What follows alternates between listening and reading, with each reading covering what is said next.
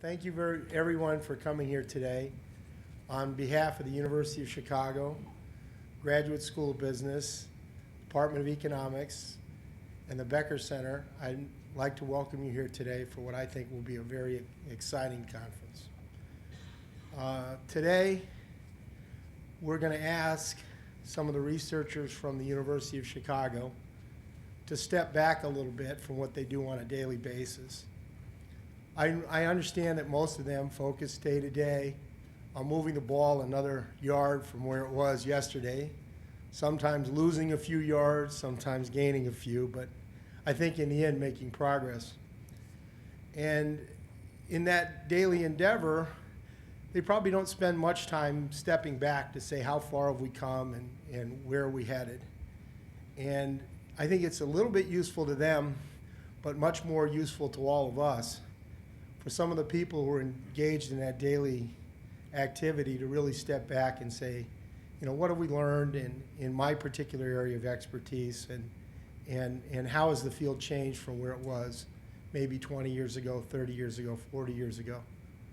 And we're going to get the privilege of hearing that from really some outstanding academic researchers from the University of Chicago. And if you notice the program, it's pretty Chicago-centric, given that everybody on is from here.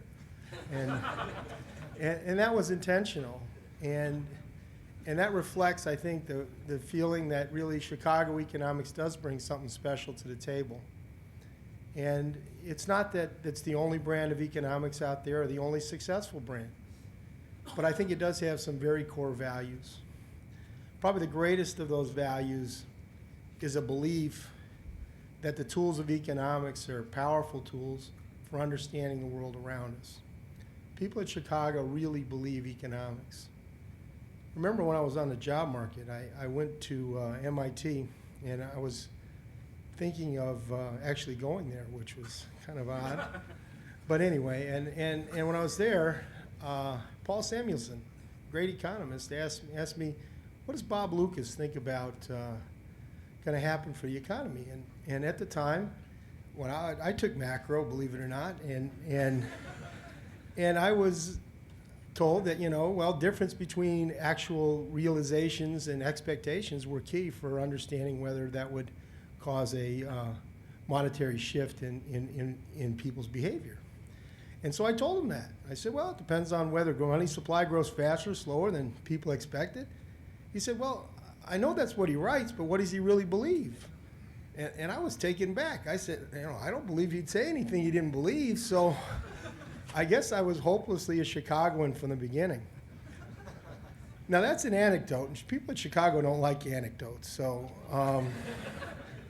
but it's backed up by evidence. There was a survey several years back of students from different departments around the country, and they asked several questions, one of which was, do your professors really believe what they teach you?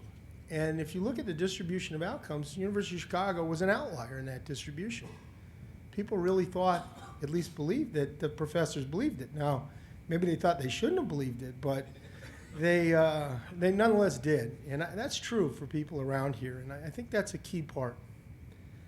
So when I give a talk every year to our executive MBA students here, and I stress three things, and I think they're the same things I'm going to say today about what Chicago economics is. Again, the first is a belief that the tools of economics and the analytical framework, in particular an analytical approach, is a critical way for understanding the world around us.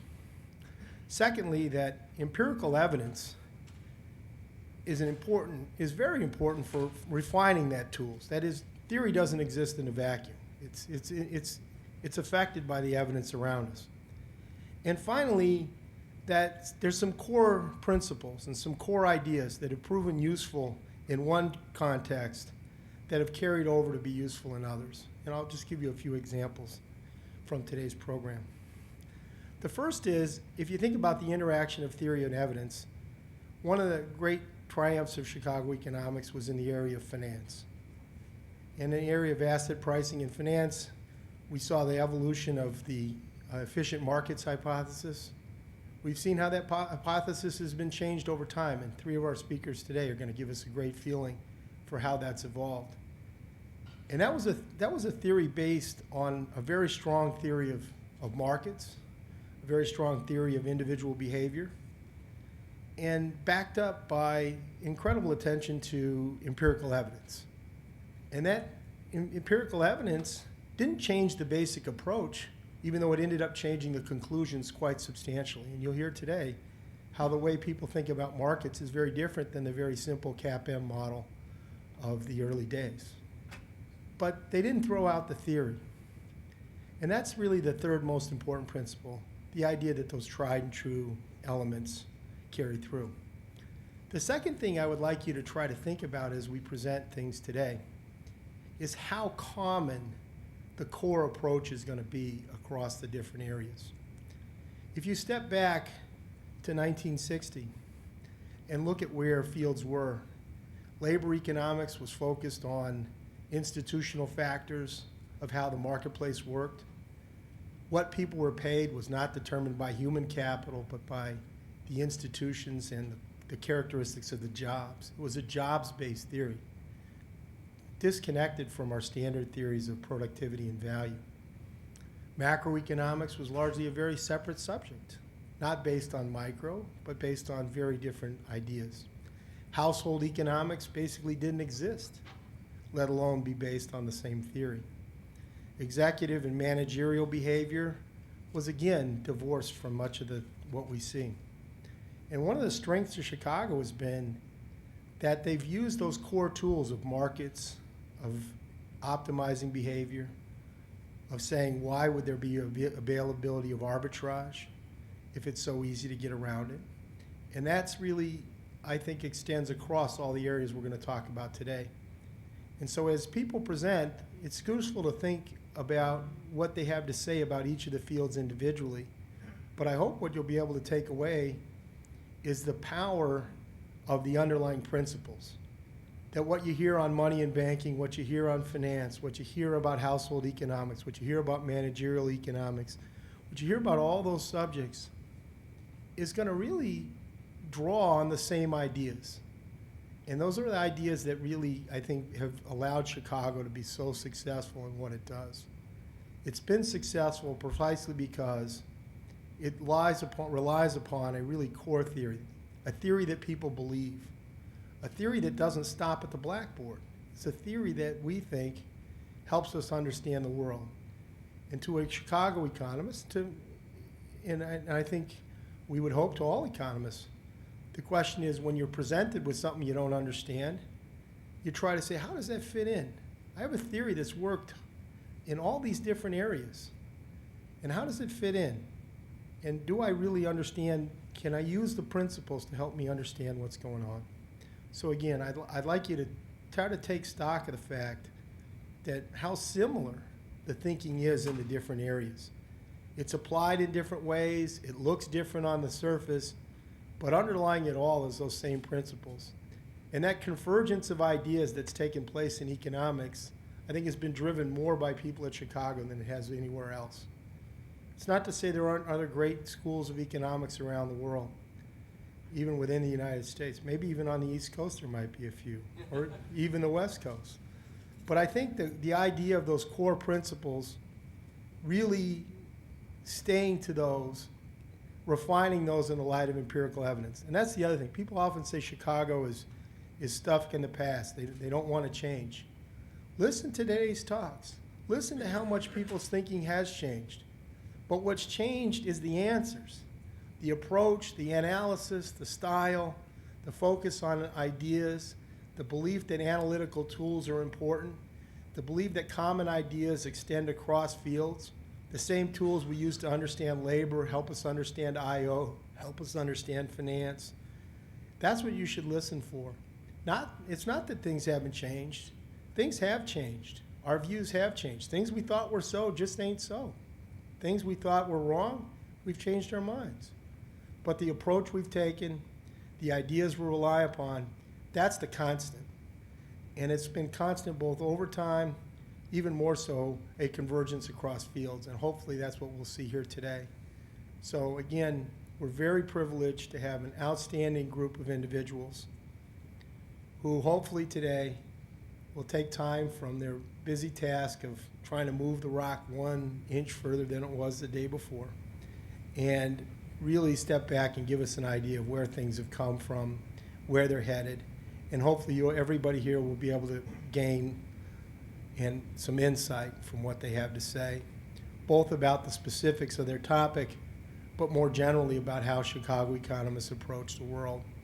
And that's why I think we wanted to schedule a conference that was really about the people who are here. It's not that there's not other important things going on in the world, but we thought it was important to celebrate the real power of the approach that's really centered here at Chicago and has been centered here for many years. Thank you very much.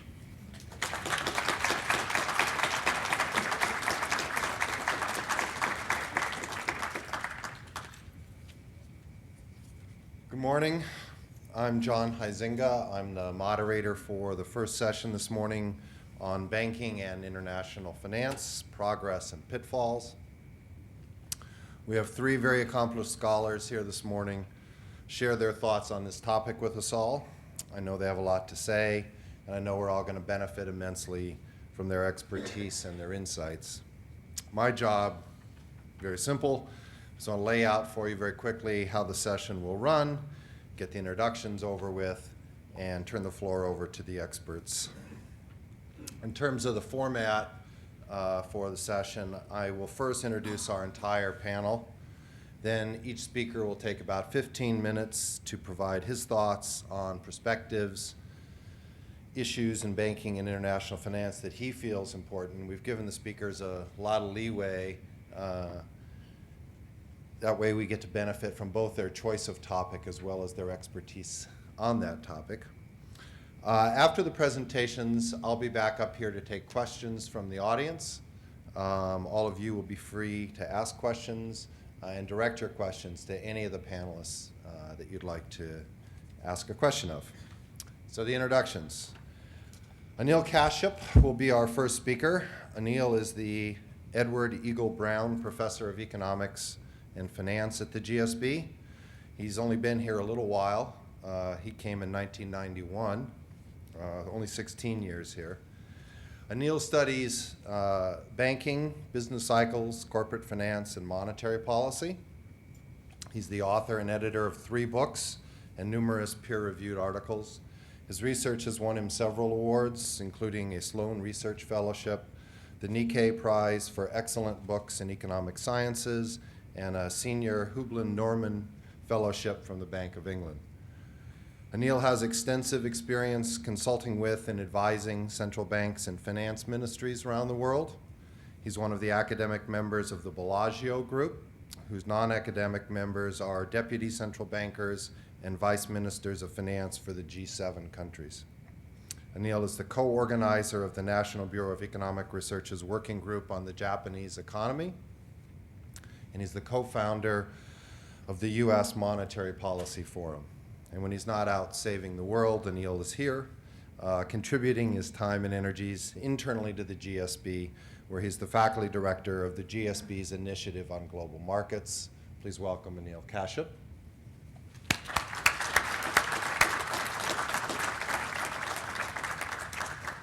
Doug Diamond will be our second speaker. Doug is the Merton H. Miller Distinguished Service Professor of Finance at the GSB. Doug first joined the GSB back in '79. Doug specializes in the study of financial intermediaries, financial crises, and liquidity, perhaps topics you've thought about lately. Doug's research has appeared in the most prestigious journals in economics and finance, has been funded with grants from the National Science Foundation and the Garn Institute of Finance. Doug's teaching services are in demand worldwide. In addition to teaching here at Chicago, he's taught at Yale and held visiting professorships at the Hong Kong University of Science and Technology and the University of Bonn. Doug is a research associate with the National Bureau of Economic Research, a visiting scholar at the Federal Reserve Bank of Richmond, and is on the board of directors of the Center for Research and Securities Prices. He's the former president of the American Finance Association and the Western Finance Association, and he's also a fellow of the Econometric Society and the American Academy of Arts and Sciences. Please welcome Doug Diamond.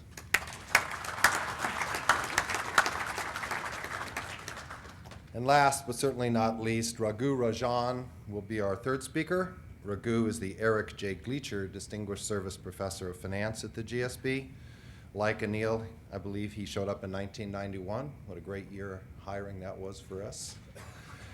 Raghu's research focuses primarily on economic development and the role that finance plays in that development. His papers have been published in all the elite economics and finance journals, have generated numerous accolades such as 3 Brattle Prizes, 2 Smith-Breeden Prizes, Raghu has been on the editorial board for the American Economic Review and the Journal of Finance. He is the co-author of the book Saving Capitalism from the Capitalists, co-authored with fellow GSB faculty member Luigi Zingalis. In January of 2003, the American Finance Association awarded Raghu the inaugural Fisher-Black Prize, given every 2 years to the financial economist under the age of 40 who has made the most significant contribution to theory and practice in finance. Between 2003 and 2006, Raghu was the economic counselor and director of research at the International Monetary Fund. Please welcome Raghu Rajan. And with that, I will turn the floor over to Anil Kashyap. All right, thank you, John. I fear you're going to see that I started an arms race. I was traveling yesterday, so I didn't think I was going to be able to prepare for this talk. So I bothered to put together some slides, and I sent them to everybody else and said, here's what I'm going to talk about. And Raghu says, you've defected from the collusive equilibrium of just standing up and talking about whatever we were going to talk about. So yesterday, Raghu sends out some slides and says, okay, now I'm sure he never looked at my slides. My slides are just 5 pictures. Okay, pictures worth 1,000 words. I was trying to be frugal. Raghu's got like theory laid out. Now Doug is worried about being correlated with Raghu, so he reads Raghu's slides and you're going to get equations on his stuff. So, I mean, this was just really bad, and I apologize for that. But anyway, I'm going to try to be brief and put myself starting, say, in 1975, roughly, and ask what would have been different about monetary economics then and now, and do it mostly with these pictures. So the starting point was this picture. This is a graph of unemployment and inflation. And in the late 1960s, the received wisdom was that central banks should endeavor to pick a point on this frontier. You can have lower unemployment and higher inflation, or tolerate a little bit more unemployment and have lower inflation, but the job of the central bank was perceived to be to pick a point on this frontier. Now, this view was under attack at Chicago from the get-go. Milton Friedman has a famous presidential address to the American Economic Association saying this was basically bogus, that as a matter of principle and theory, you couldn't conceivably keep tricking people to generate this type of a Phillips curve. By 1975, Bob Lucas had published a paper that would ultimately win him the Nobel Prize, working out further reasons to be skeptical about all this. But in between, when Friedman went on the attack and when Lucas kind of drove the stake through the heart of this apparatus, the data started speaking, as Kevin was talking about. And the data basically crushed the Phillips curve as well. So here's the subsequent decades. You can kind of see the 70s are in red, and that doesn't look like much of an exploitable trade-off. You can see now that we're back in the current decade to having a series of dots that appear to line up to where you might think again, and in fact there are papers written about the flattening of the Phillips curve and this idea that maybe the Fed should be back thinking about this. But the intervening period has been so volatile and has had such instability in this relation that people have started looking elsewhere. Now, this is the version that puts together inflation and unemployment. If you look just at inflation, the 70s were a complete disaster. For the younger people in the audience, you may not remember, but inflation was once enemy number one of the public. These are estimates from a paper from this U.S. Monetary Policy Forum that I'm involved with, and they did a report last year on controlling inflation. And one of the things they looked at was inflation around the world. Here you see So this is a kind of complicated statistical way to extract a trend, but for our purposes, there's only a couple things that matter. First of all, you can see that in all of these major economies, I don't know if you can see the bottom for the list of the countries, but the pink line is Canada. Take that as a representative case. Inflation trends up and becomes quite volatile in the 70s and early 80s. And then it comes back down, and all of a sudden, the volatility is gone. That's played out in every major economy in the world. And what's remarkable is more or less all of them saw a rise in the volatility and level of inflation around the same time from the early 70s, and then sometime in the middle 80s, it all kind of disappeared. So one of the big challenges in monetary economics is to try and figure out, kind of what happened and why. If you look, people who only think about the United States are struck by the fact that there was a coincidence change in the business cycle in the U.S. So this is just literally the growth rate of GDP. And you could just, you don't need to take any economics or econometrics or anything to say that this period's different than that. So there's been a considerable literature that's been started to try and figure out what happened. People that are based in the U.S. tend to put this together with the change in inflation. But I think if you take a broader perspective, you can see that the U.S. is not necessarily representative. So here's the volatility of GDP growth around the world, again in these 7 countries, 7 major economies of the world. And what you see here is an important contrast with the developments with regard to inflation. So in many of these countries, in almost all of them except Germany, volatility is much, much lower now than it was 20 years ago. But if you look at how the growth prospects changed around the world, the timing of when the real side of the economy stabilized and when the inflation stabilized doesn't line up. Take Canada again. Here's this pink line.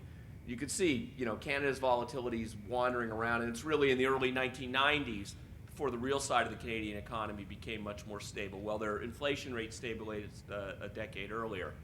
So it doesn't look like just kind of simple eyeball economics that the real side and the monetary side line up. In fact, one of the big developments in monetary economics has been, and partly as a result of the attack on the Phillips curve, was to try and say that the job of monetary policy should be to kind of be more predictable and to stabilize beliefs about what inflation's going to be. And if you listen to Federal Reserve pronouncements, they always talk about inflation expectations being well contained and thinking that that's important. And one of the ways that has been accomplished is that central banks kind of around the world have become much more predictable in their actions, trying to raise interest rates when inflation is high or when the economy is booming, to try and prevent imbalances from emerging. And what you can see is that in the 70s and 80s, that period when inflation was so high, monetary policy was less predictable. So these are deviations of interest rates from the ones that would be predicted based on kind of a simple rule. And you can see that the 70s in all countries has very large deviations. And then all of a sudden, right at the time inflation stabilized, you can see that monetary policy becomes much more predictable. All of a sudden, it's like central banks kind of got it and started following these rules. And in fact, you put these two things together, the central bank behavior all changed at the same time, inflation changed at the same time, the real side of the economy changed at a very different time, and you're kind of led to conclude that the big news in monetary economics is central banks have kind of figured it out. So if I look at the very biggest picture, what you see is that monetary economics and central banking these days is all about controlling inflation. That monetary policy has become much more rule-like, not rigidly adhering to rules, but nonetheless becoming more predictable, not thinking, for instance, that it's a good idea to surprise markets and that that's the way you influence the economy, something that you might have heard discussed 15 or 20 years ago. Attempts at managing the economy or fine-tuning are viewed somewhat suspiciously. And actually, I would say at this point, the main debate in central banking really doesn't have to do with inflation control, but has to do with other indirect factors that might ultimately influence inflation. And the obvious one is financial stability, which is going to lead in nicely to what Doug and Raghu are going to talk about. So I'd say the biggest debate now, if you had the G7 central bankers sitting around the room, the biggest single source of disagreement is, suppose you see house prices in your country starting to accelerate, and you think that they're at a level that's unlikely to be sustained. There is a huge disagreement as to whether, in the face of that, the central bank should take preemptive action.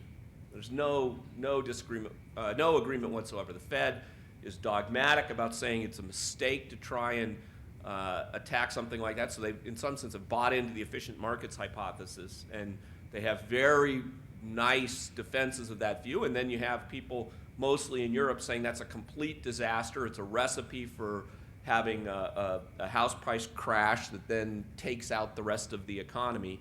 And that issue is probably the one where I expect over the next 10 years we will see the most research and progress in terms of central banking monetary economics. And you're going to see that the thinking at Chicago is definitely going to play a role in that. All right, so I'll stop there.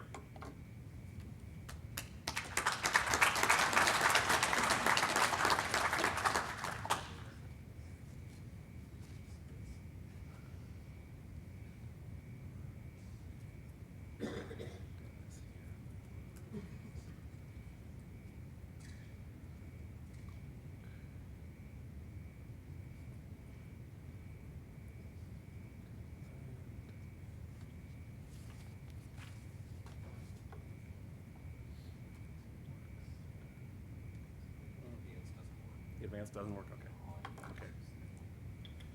Thanks, I'm Doug Diamond. I want to talk about banking theory at Chicago.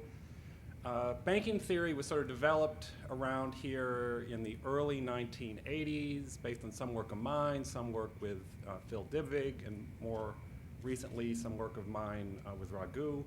There are a couple of models from the early 80s that are basically applied mechanism design that sort of have had some lasting legs. And I just got back from a meeting of the board of directors of the Federal Reserve Bank of Richmond, and the president of the bank said they basically use these two models to understand the subprime crisis.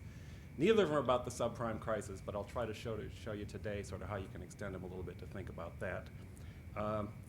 Certainly if you hang around the economics department today, it's not a surprise that mechanism design has something to do with Chicago. But if you think about sort of the brand name capital the University of Chicago has, it's not primarily in that area.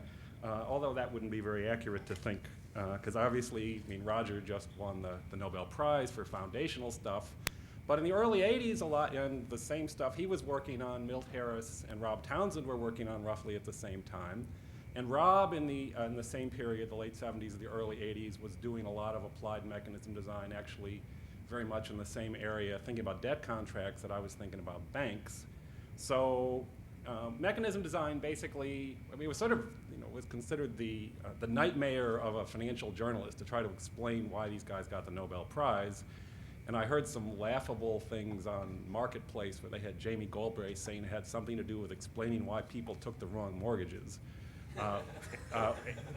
And then a quote from Kenneth Arrow, it said, make sure that empiricists use the right data, which must have been out of context, Kenneth Arrow understood what it was. So basically mechanism design as applied to this kind of stuff is classic Chicago economics. Basically the way applied mechanism design works in this area is you think about what are the key things that banks do, which is sort of keep an eye on borrowers and maybe provide liquid deposits to depositors who don't like to hold illiquid assets. Then you take mechanism design and say, what's the best way to do this? Then you see if it looks like a bank, and it does. And then you can say, okay, let's see what else this model says. So that clearly is that's the way Chicago economics work, to say to what extent is this part of some optimum, and to what extent does it have empirical content, and then what are the other implications it has. I mean, this goes back to like Gary Becker's stuff on crime and punishment in the 60s. I mean, so it's try to fit this thing into our normal brand name is pretty easy. So I want to talk about two problems. One is how do you get banks to keep an eye on borrowers, And not everybody here knows this stuff, so I'll just give you the basic idea without, there are no equations here. There is a picture or something. So what's the best way to provide incentives to provide for banks to monitor on behalf of people who can't monitor? So the optimal mechanism turns out to be a diversified bank that offers deposits as a senior claim and retains the junior claim. Banks can then control the borrowers without having, by monitoring them, collect some private information without having outsiders have to keep an eye on the bank. All the outsiders have to do is essentially close the bank or punish the bank if they default on their deposits. So there are a lot of things you could actually think about. This as also a theory of securitizations called pooling and tranching. That's how you take this to the subprime stuff. I'll talk about that in a minute or two. Let's say there's one example. The simplest example you could have is there's some borrower who either has some unobserved cash flow, could be high or low, 1.41, and unobserved essentially means you have a hard time getting the borrower to pay you the money if nothing bad to him happens or her happens if the payment isn't made. So the way you work on this with the debt contract is suppose that the legal system can impose some big enough penalty upon the borrower if he doesn't pay. So you just choose a debt contract, say with face value 1.05 in this example here, which is the expected, which delivers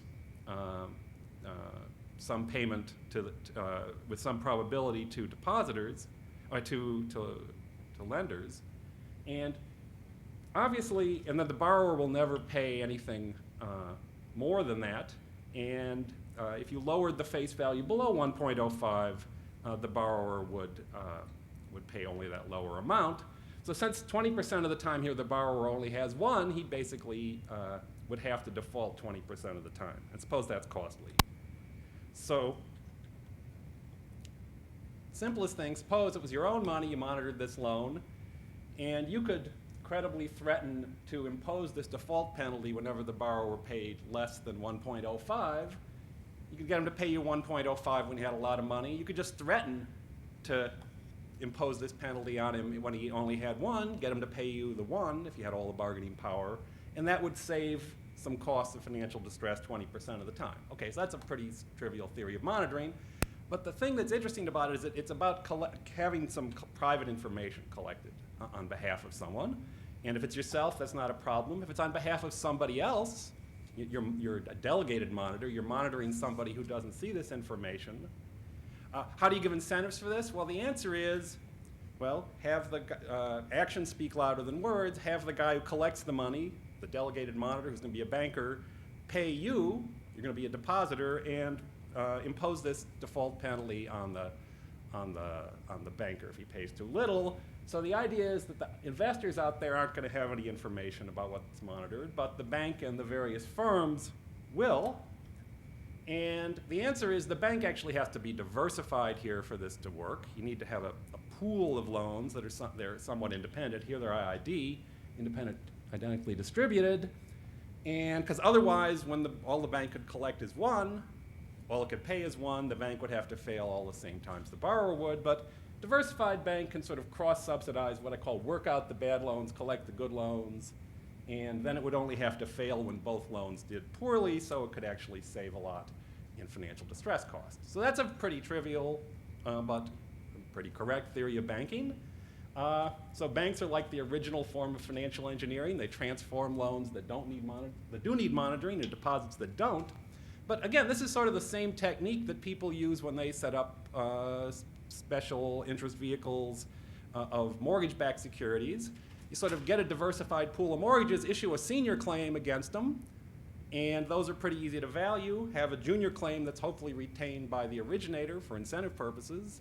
One of the problems recently in the mortgage market is people have been selling off that junior claim at the same time, making this thing not incentive compatible, which is part of the problem.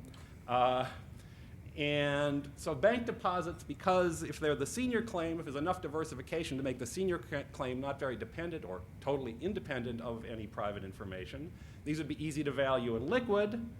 And then the losses are borne by the junior claim. If the losses are close to all borne by the junior claim, there's no incentive problem with this. However, once the senior claim is gone, once the junior claim is gone, it says senior claim. Once the junior claim is gone, the senior claim is illiquid because it depends on the private information possessed only by the bank. And then people have a hard time valuing these things, and there can be problems. There actually a lot of evidence that that's going on right now in the SIV market today.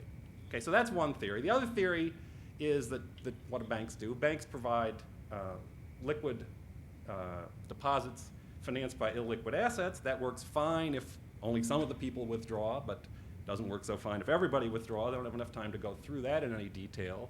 But the basic idea, this is the Diamond-Dybvig model, the basic idea of that is, suppose some of the investors need their money at date 1, others can wait until date 2, no aggregate uncertainty, people don't know when they need it. Suppose the bank invests in an illiquid asset. This is an asset, if you hold it to maturity, it's worth 2. You cash it in early on date 1, it's only worth 1, and this is already present valued, so you destroy half the value on this asset. Suppose they offered a more liquid asset. It's more liquid because you get a bigger percentage of the long-term payoff. You get 128 over 1.813 instead of a half. This works just fine and dandy. In fact, perfectly if only some of the people pull their money out, say 25% of them. Turns out if you just solve through the budget constraint, you have to liquidate 32% of the portfolio to give 25% of the people 1.28. That leaves the rest, which generates the 1.81. Doesn't work too well if everybody wants to withdraw, because then you have to liquidate 128% of the portfolio. And we only have 100% to deal with, so this causes a problem. So if you set this up as an optimal mechanism and you put in a little constraint that wasn't totally justified, you get runs as a self-fulfilling prophecy. They're two Nash equilibria, and people can say, well, multiple equilibria is not very testable. So how would you test this? You'd sort of test this to say if you ever had a financial crisis or run or a panic when there was no real problem of anything going on with the assets. It wasn't like the bank was set to die. It's that people feel like it lost some access to funding and it died. And in fact, there's some experimental tests published in the Journal of Business by people that said this is exactly the way you test it. And maybe someone read that article, but the Northern Rock provided a nice test for this because the Northern Rock had a run. Now, there is this little thing about Mervyn King making some poor statements, I'd say. But ignoring that, it's a pretty good test because the Northern Rock didn't have any subprime loans, didn't have any US loans at all. It had prime UK loans. It just lost some access to some funding because they tended to securitize a lot of these loans. And as a result, everybody else got pretty nervous, pulled their money out. So that's sort of saying there's a problem. If there's uncertainty about whether people will stick together and provide funding, there can be some problems of instability here, which banks or things that look like banks, like commercial paper conduits that finance mortgages by rolling over short-term commercial paper, who are having problems right now, there's actually some strategic risk associated with this. And it particularly gets bad when people get concerned that there's some private information they don't know, referring back to the first model, which seems to be around today. So those are basically two models that in more refined forms people use to think about the current period. Recently, the last decade or so, Raghu and I have worked on thinking about a little more plausible reason. I mentioned there was this sort of hidden assumption, not so hidden, a very explicitly stated assumption called first come, first serve, which I didn't mention, on why the banks were subject to runs. We were thinking a lot about, well, why do you need that? And we came up with an alternative story. Rather than people want to hold liquid assets, we came up with an alternative story that when property rights are very poor in a country, or the legal system is expensive and corrupt, we need to have short-term debt with first-come, first-serve elements to sort of build in an externality across the holders of the claims, the short-term debt or the short-term deposits of a bank, to make sure that if the borrower doesn't pay them, they don't make concessions, but they just demand payment. It's a commitment device to get people to foreclose. Why does it work? Well, suppose there's first come, first serve. Whoever gets paid, if it's not everybody's going to get paid, whoever gets there first will get paid more. If you expect there's going to be a loss because the borrower has stolen some of the money or is trying to get you to make a concession, well, then you'll immediately try to get your money out. And this basically says these types of short-term crises I just described should be part of the unfortunate but optimal mechanism that you have to use in countries with fairly weak legal systems. And some work with Raghu has developed that in various ways, and a book I'm writing tries to develop some of that more generally. So in summary, this is two pretty simple models. Those non-equation pictures up there are sort of most of the ideas in the model, but it seemed to, it could have been totally wrong, but it seemed to be consistent with the data, and it's something that was developed here in the 80s. Thanks.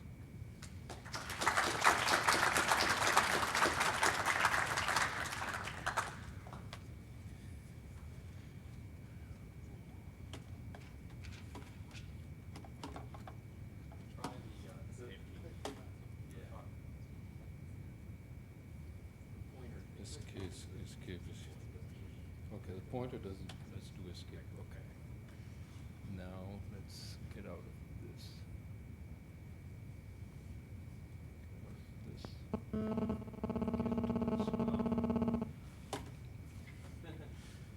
Too many blackberries around. Okay. Okay, while I was thinking about what to say here, Anil basically said, talk about the IMF. And I thought about that, and actually there's a very good reason to talk about the IMF, because 3 of the last 4 chief economists of the fund have been from the University of Chicago. 2 of them great international economists, Jacob Frenkel and Michael Musa, and they stayed at the fund for a very long time. So they clearly, the chief economist at the fund is, to some extent, controls the brains of the fund, because he controls the research department, which provides the thinking that drives fund policies, or at least hopefully should drive fund policies. And clearly, if you look at what the fund has been doing over the last so many years, I think it reflects to some extent the thinking that has emerged at Chicago. So what I want to do is talk a little bit about external crises, crises that countries face, and then talk about what influence thinking at Chicago has had there, and how this has changed IMF behavior. And I'm going to walk through the following. Going to talk first about what one might call the first generation of crises. Crises in the 70s and the 80s, 60s, 70s, and 80s, which one might call current account crisis. And I'll tell you why we call that the current account crisis. Talk about the next generation, which were crises in the 90s, which were capital account crises. And then talk a little bit about why we may not be seeing any crises in emerging markets over the last 7 or 8 years, and why going forward maybe that will change. So let me talk about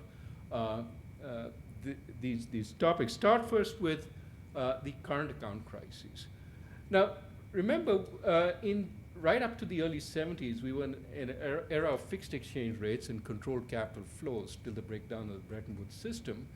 And many poor countries had the following typical crisis. Think about a commodity exporter exporting copper. Suddenly, for some reason, maybe slow growth in the rest of the world, maybe some other people have started exporting copper, the world price of copper plummets, okay?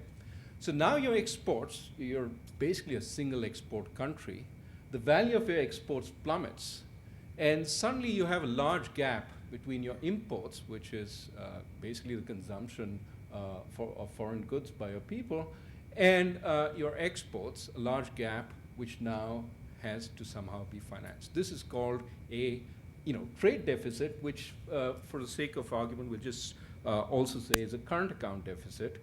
And that has to be borrowed from somewhere. Somebody has to finance you in the same way as a household, which essentially spends more than it earns, has to get financing. And this is where the IMF used to come in.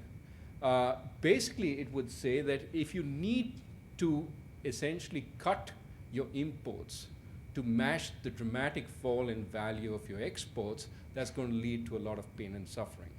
So we're going to do 2 things. First, we're going to give you a set of programs which will enable you to slow down your imports and perhaps find other ways to export so as to narrow the gap. So this is, in a sense, a recovery program. And also, we're going to lend you a little bit so that you don't have to cut drastically your consumption overnight. You can adjust without the pain and suffering that would otherwise take place. So this was the idea behind IMF lending. You'd sort of reduce the gap that needed to be financed over time, provide the loan to finance that gap, and also have a recovery plan such that in the long run you could pay back the financing and come back on your feet, right? What was the adjustment process that often was contemplated? The first thing was, in a sense, to reduce domestic demand. Think of a household, you're spending more than you earn, so first thing you want to do is somehow reduce spending. Now, an easy way to reduce spending is to increase the price of everything else, right? So if you're a country and you're importing a lot, if you devalue the exchange rate, imports look a lot more expensive, and your exports look a little better. So in that sense, devaluation was a first step in the adjustment process.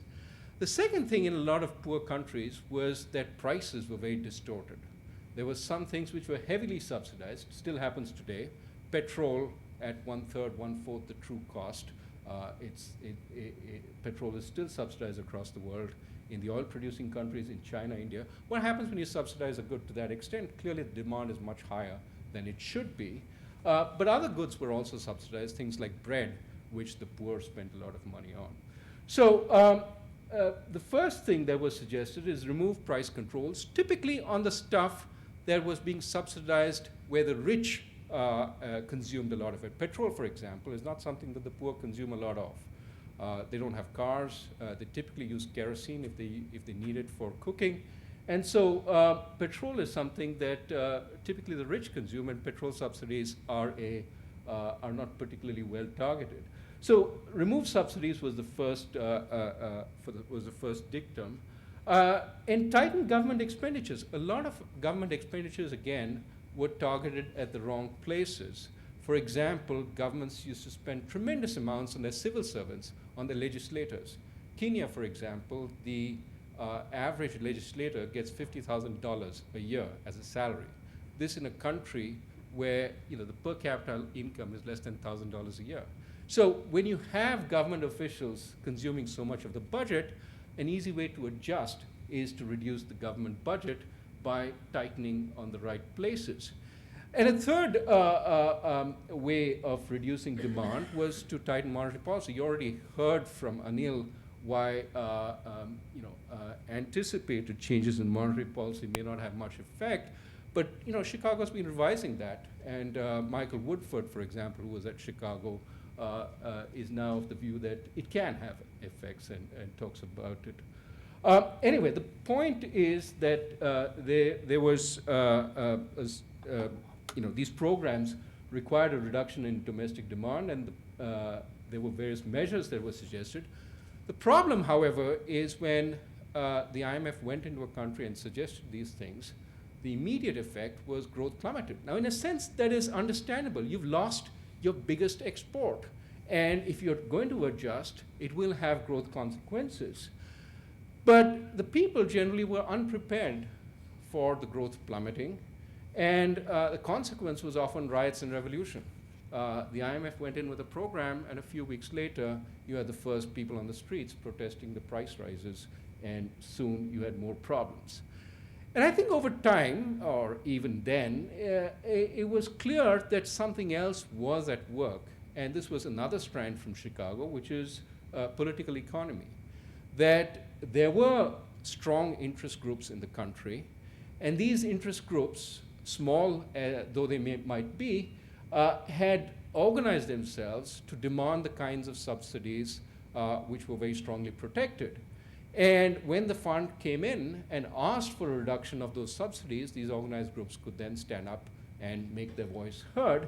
Moreover, the most egregious subsidies were rarely cut because they were backed by the most organized people.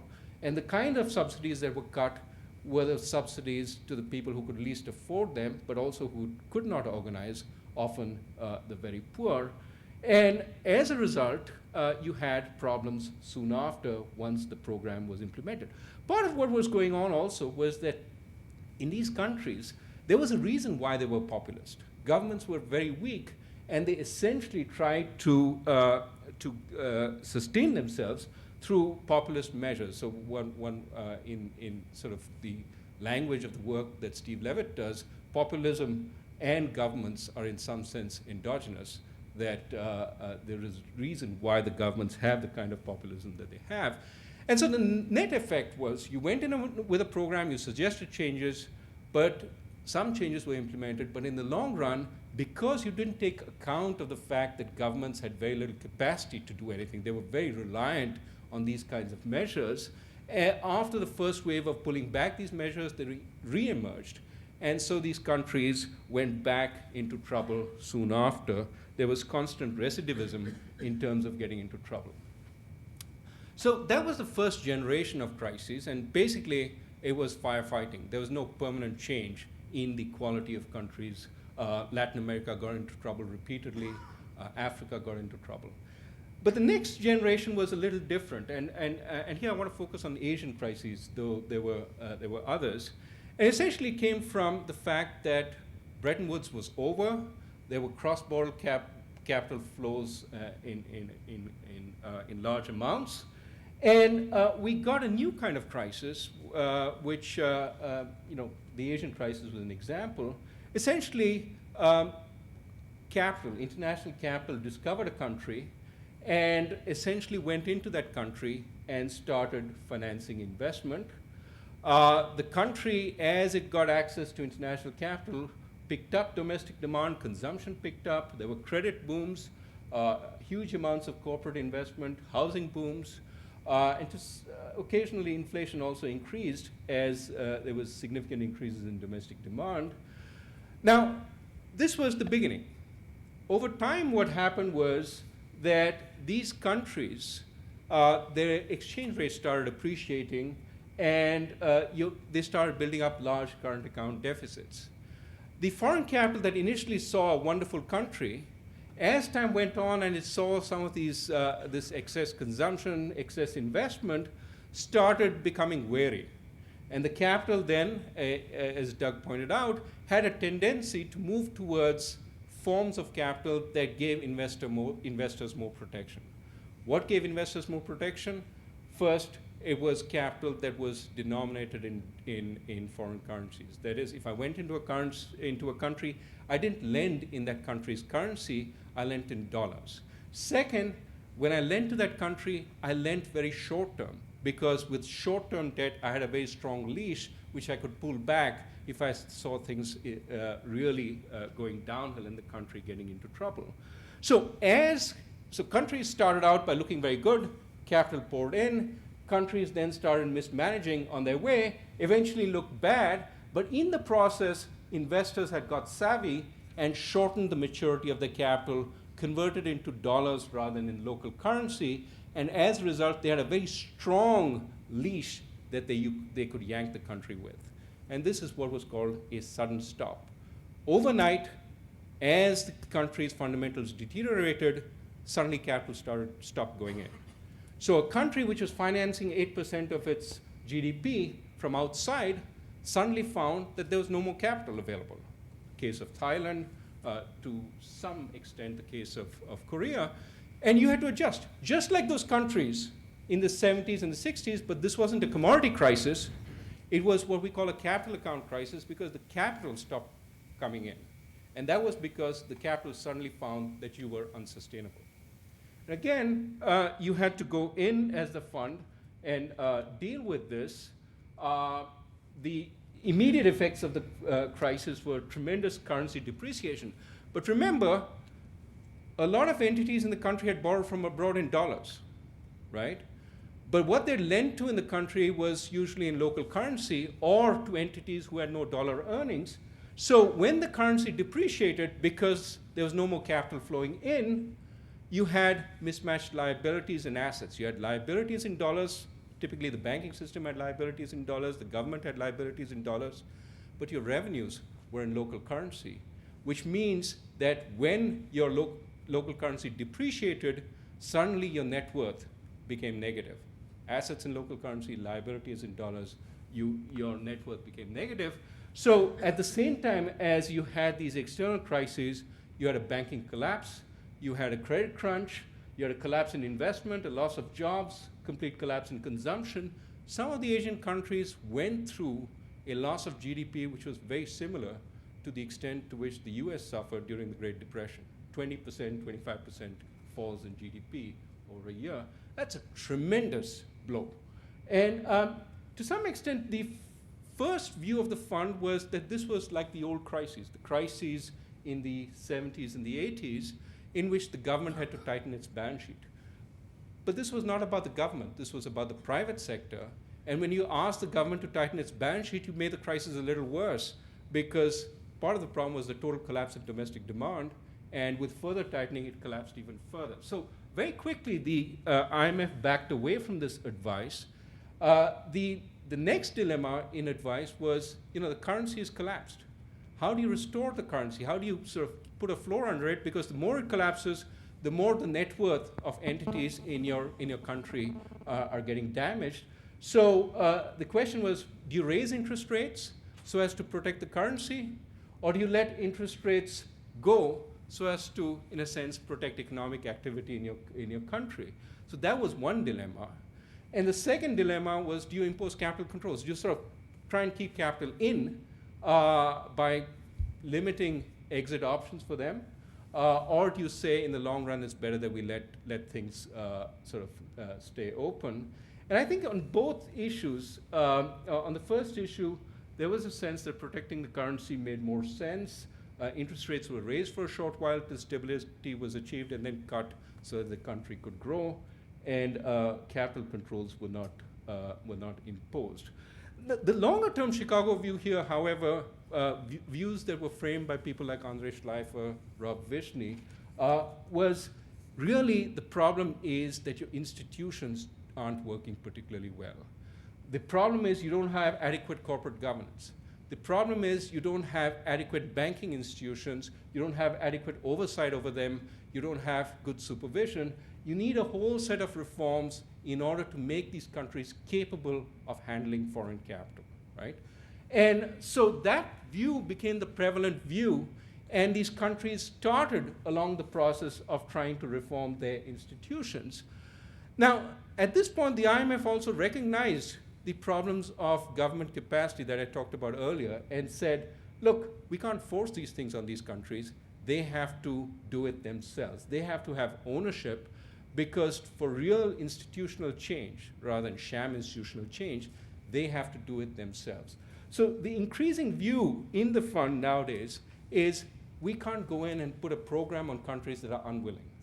It has to be that the government actually wants to change, because underlying the crisis, the reasons for the crisis are deep problems that the country itself has to fix. And unless those are fixed, we're going to have recidivism as we saw in the 60s. So that certainly is the view now. Now, let me come to the third phase and end this quickly. The third phase is the last 7 or 8 years when we haven't had crises. What has happened? And to my view, what has happened is these countries have shifted. Many of these countries have shifted over from a dependence on domestic demand, on a dependence on domestic consumption and investment to provide the demand for their goods, to more of a focus on external demand, using some other country's demand for goods, in this case primarily the US household, to support their production, right? So a number of these countries have moved from running large current account deficits to running current account surpluses. They don't need financing anymore. They are financing the rest of the world. Think of this as what Chairman Bernanke famously referred to as a savings glut. But this is using somebody else's consumption, somebody else's demand to support your industry. And what that did for many of these countries, certainly in Asia, was put them quickly back on the growth path. It wasn't their own demand they were basing it on, it was external demand. And as a result, they quickly recovered from the growth collapse, the 20% we talked about. Moreover, the fact that you're servicing external demand provides some discipline on you, discipline that may not be available in your own country because of weaker institutions. For example, your wages. You can't raise wages ad infinitum, because there is an external market which is competing with you, and as a result, you have to be circumspect there. It's very hard to answer that question based on the data. What you can ask, and I think we will have to wait for evidence which our colleagues are working at, the rock that is being pushed, on whether you really think there was a failure of incentives. I do know that some of my colleagues find that banks in this process tended to originate higher quality securities than independent brokers, right? So to the extent that there was a difference there, was that a good difference? That's something we'll have to ask. And did it come from supervision and regulation? So it was the unsupervised elements of the financial system that went a little further than they should have. That's a question we will have to answer. My sense also in terms of regulation is that when we do come to think about regulation for this particular episode, and I would say let's wait for the facts to come out fully before we do that, we need to think about two things that are completely or relatively outside the gambit. One is this issue of liquidity. And the problem with liquidity is that everybody contributes to a condition of illiquidity, not just the banks, but everybody else in the financial system, regulated or unregulated. So in that sense, once you start thinking about liquidity issues, you want to think about whether your net is wide enough to deal with the problem. That's one. Second, regulation has been overly focused on capital. That, to my mind, was the old war. The new war is about incentives. And this is where I want to go back to Chicago. I think Chicago would say, let's get the incentives right and then back off. Let the market do what it wants. The question one has to ask is, were the incentives right through the financial system? I mean, one place, for example, where the incentives are surely not right is in some of these funds which are managed in a very bureaucratic way. And in those situations, what you want is somebody to sign off that the rating is correct, and then your backside is covered. Now, if that is the kind of incentive structure in place, that could lead to distortions of the kind we've seen. Again, with a lot of deference to the fact that we don't have the facts, I do think there is a reason to examine whether there was a regulatory failure, but I don't think we can say that right now. Doug, you want to say something? I have a couple things to say. I don't think it's obvious there was a regulatory failure. I mean, sort of, part of what's going on is we're sort of in a learning environment, and the transparency of things like credit rating agencies' process wasn't very good. And there was a tremendously atheoretical way in which a lot of these credit rating for things like mortgage-backed securities came out, is they would use sort of historical default rates that they just purely empirically estimate over the recently originated securities. And if you're in a period with rising housing prices, the number of ex post defaults ought to be quite small, and a lot of the ex post defaults ought to be sort of mistakes or people who are just not in a position to think about whether they might be, if they had a personal liquidity shock, they might be better off not defaulting on the loan, but trying to negotiate and sell the house before the mortgage default occurs. So that, for example, Moody's would assume there was like huge amounts of independence in the defaults based on the defaults that occurred during these periods of rising housing prices. And then once the housing prices stopped rising, the correlation between the defaults would tend to go up because the option default was more in the money. So I wouldn't say it was a regulatory problem, but in some sense, as Raghu mentioned, some of this incentive just to use this historical default rate, this could have been just a learning mistake. This could have been some conflict of interest, that there was some benefit in getting consulting fees to help design these mortgage products and give something like a AAA rating.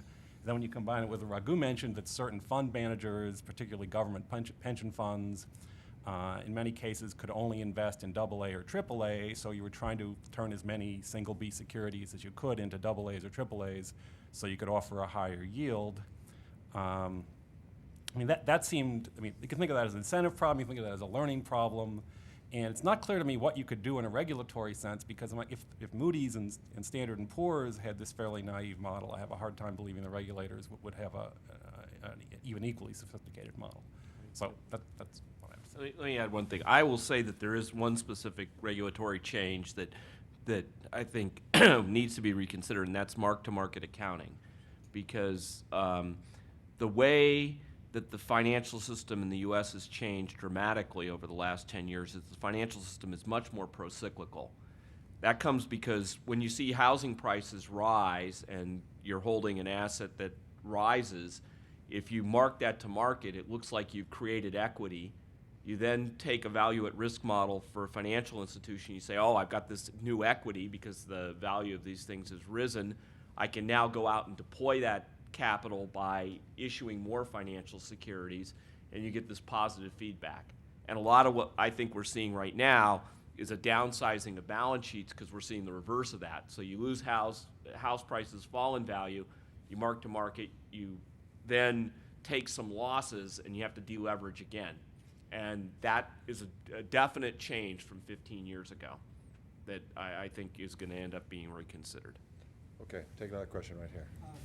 I really throw it up to the whole panel because Anil has spoken to the regulatory change. Would you like to talk about Basel I and II in that regard, with regard to how the banking system has pushed stuff off balance sheet and, gaining on Basel I and II, and therefore created a transparency problem? With the you see the gaming that's going on, what George Stigler called the law of unintended consequences, big time at work. So take the example of some of these conduits, right? The bank actually has no direct equity claim on some of these things. So you would think they're off balance sheet, really off balance sheet. But then there's a fee income which it gets for structuring this. A fee income which walks, talks, acts like a dividend, but is not a dividend. It's a fee income, right? So clearly there's a link here, but not a link according to the regulators.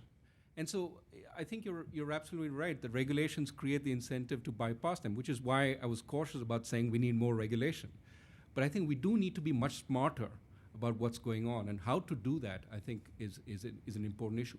Basel II sort of takes into account incentives through the third pillar, right? But remember, Basel II is still about a small segment of the financial system. And there's 80% of assets outside the banking system. And try and think about how they're managed, how they influence risk within the system is also something we need to think about going forward. I think on Basel II, one thing that's important is, I saw somebody from Goldman Sachs Asset Management stand up at a conference 2 weeks ago and say we had a 35 sigma event. Okay, I understand it's not a normal distribution, but that tells you That's your Sigma value. head, I think. Yeah, that they're yes. But the whole point is, so what these guys said when they had their value at risk models in 1993 and 2003, 2004, when Basel II was first, was continuing to be negotiated, is, oh, we'll never make a mistake like we did in the Asian financial crisis. We back tested, we've got these great value at risk models, our capital ought to reflect our progress. Well, now, okay, we've seen that the models failed miserably. Now what we're going to hear over the next 2 years is, oh, we understand now these things can become correlated, we'll never have that problem. Well, I'll take a bet that within the next 10 years there'll be some other shock that they're not optimized against, and we'll have another 7 sigma hat event. And we're going to keep going through this. I think in entrenching the value at risk models that are always fighting the last war into the capital standards is something that I think is a mistake. We got one here, and then we'll go to Gary.